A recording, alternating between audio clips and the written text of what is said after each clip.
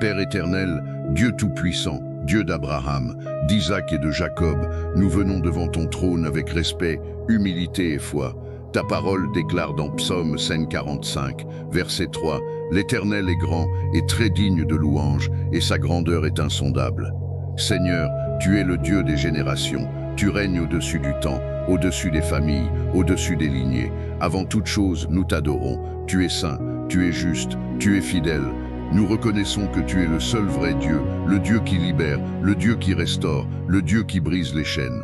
Père céleste, ta parole déclare dans Proverbe 28, verset 13, « Celui qui cache ses transgressions ne prospère point, mais celui qui les avoue et les délaisse obtient miséricorde. » Seigneur, nous venons devant toi pour confesser non seulement nos péchés personnels, mais aussi les péchés de nos pères, les fautes de nos lignées familiales. Nous reconnaissons devant toi les péchés d'idolâtrie, de rébellion, d'occultisme, d'immoralité, de violence, d'injustice, de mensonges qui ont pu exister dans nos familles, comme Daniel dans le passage de Daniel 9, verset 5.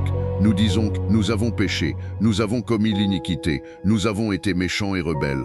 Seigneur, nous nous tenons à la brèche aujourd'hui, nous demandons pardon au nom de nos pères, au nom de nos mères, au nom de nos ancêtres. Purifie nos lignées par le sang précieux de Jésus-Christ.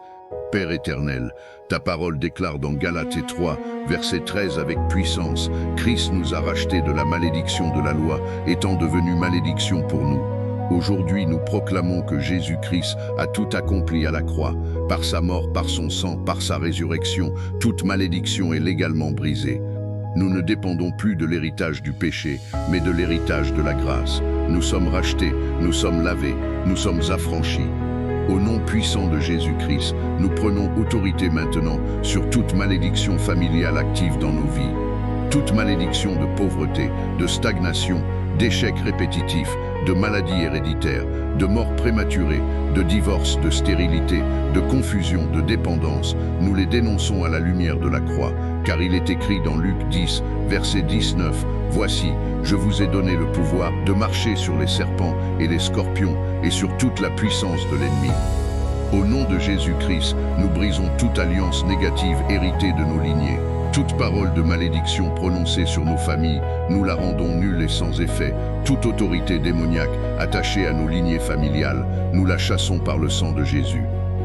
La parole déclare dans Jean 8, verset 36. « Si donc le Fils vous affranchit, vous serez réellement libres. » Aujourd'hui, nous proclamons la liberté. Nous déclarons que nos vies ne sont plus sous l'influence du passé. Nous déclarons que nos familles entrent dans une nouvelle saison. Ce qui se répétait est arrêté. Ce qui détruisait est brisé, ce qui bloquait est renversé. Nous proclamons que nous sommes une génération bénie. Seigneur, ta parole dit dans Nombre 6, verset 24, « L'Éternel te bénira et il te gardera. » Là où il y avait la malédiction, nous appelons la bénédiction. Là où il y avait la mort, nous appelons la vie. Là où il y avait la honte, nous appelons la gloire. Nous déclarons que nos familles en servent désormais l'Éternel. Comme Josué dans Josué 24, verset 15, nous disons, « Moi et ma maison, nous servirons l'Éternel. » Père céleste, nous scellons cette prière par le sang de Jésus-Christ.